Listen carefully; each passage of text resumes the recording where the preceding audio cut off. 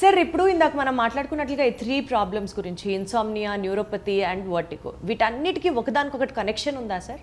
మన శరీరం లోపల అన్ని భాగాలు కూడా ఒకదాంతో ఒకటి చాలా ఇంటిగ్రేటెడ్గా ఒకదాంతో ఒకటి చాలా కాంప్రహెన్సివ్గా కలిసి పనిచేస్తాయి.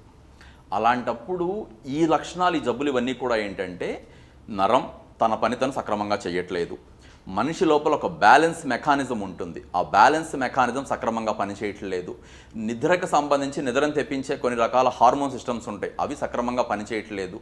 ఇవన్నీ పనిచేయట్లేదు అనేది మనం ఒక్కొక్కదాన్ని విడివిడిగా చూసుకుంటే 4-5 రకాల జబ్బులు ఉన్నట్టు అనిపిస్తుంది మనకి.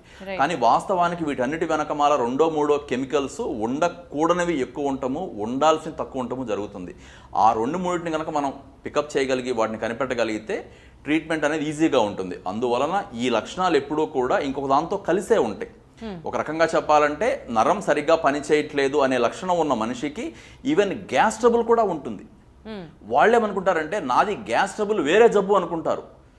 పేగు దీనికి దానికి సంబంధం కూడా, ఎందుకంటే పేగు లోపల కూడా కొన్ని నరాలు ఉంటాయి, వాటిని ఎంట్రిక్ అంటారు, ఎంట్రిక్ ప్లెక్సెస్ అంటారు. మామూలు నరాలు ఎవరికైతే సరిగ్గా పనిచేయట్లేదో అలాంటి వాళ్ళలో అది కూడా కొంత పని చేయకపోవచ్చు.